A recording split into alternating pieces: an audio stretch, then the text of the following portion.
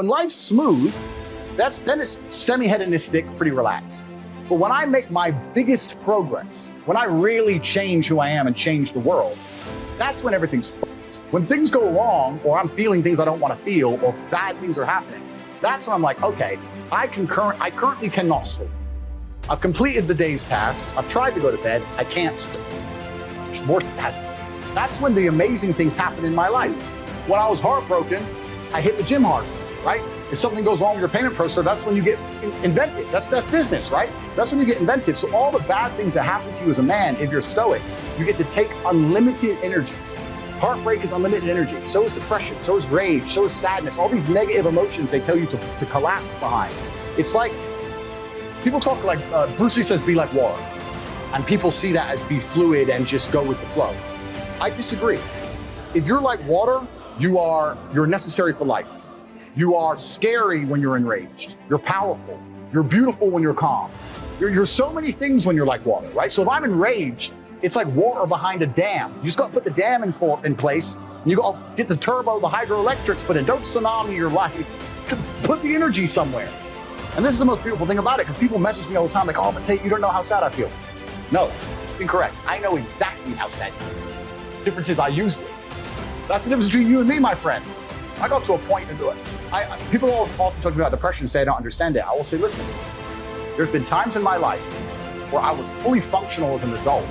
I would never label myself depressed because I don't believe in the idea of labeling myself in the negative, because I don't believe in things that take power from me, which we'll talk about in a second.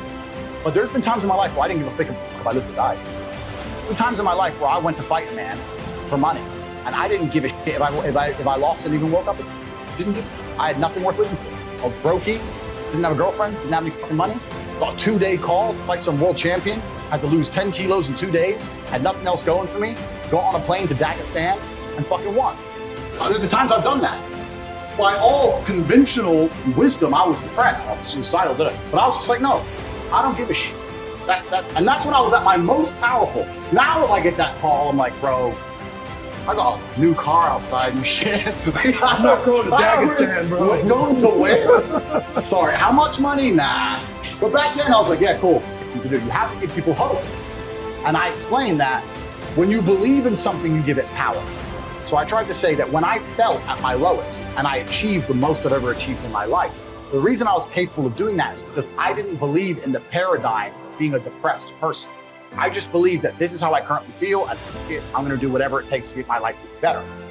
And I gave a very simple example, an analogy. I said, if you take two people, one believes in ghosts and one doesn't, you put them both in haunted houses, and in the middle of the night, there's a bang.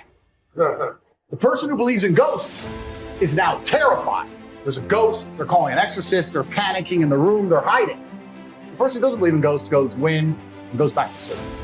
It's the same noise, it's the same scenario, but it's the belief in their mind that and ruins their life. It's the belief in their mind that turns against them. And I've said this many times. I refuse to believe in things that take my power away from me. I'm only going to construct a mental model that allows me to be as powerful as possible. If believing in the idea of depression is going to take my own power away, then I won't believe in it. I don't want to believe in things that make me weak. I believe in things that make me strong. And someone goes, well, you're wrong. Listen, let's say that you're right and you're depressed. Why would I want to adopt the thinking of a man who is sad?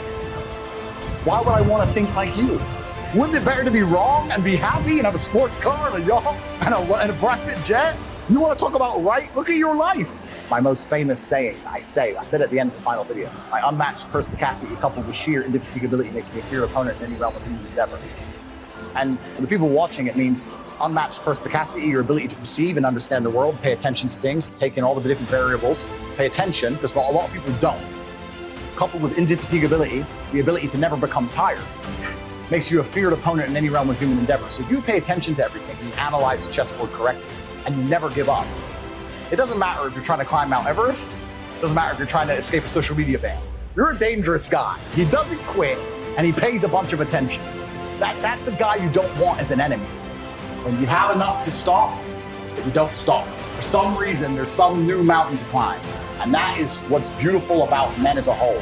All of the exploration on the planet, the deep sea, Antarctica, Mount Everest, all of it was a man who had enough and thought, no, I'm gonna go anywhere. And those are the kind of men we need more of. Men who say, you know what, yeah, I do have enough. It's not about enough. I'm a reflection. I am saying that if you understand how I think and my world, you could have become anything you want to be. But you're unhappy with who you are, and that is your fault. So the people who hate me sit there and go, well, if he's right, then I fucked up. If you want to live the life I live, and you want to have all the things I have, you have to escape. Of course, it's going to be difficult. But I have absolute respect for anyone who gets up in the morning and faces their demons and gets it done. Because life as a man is fucking hard.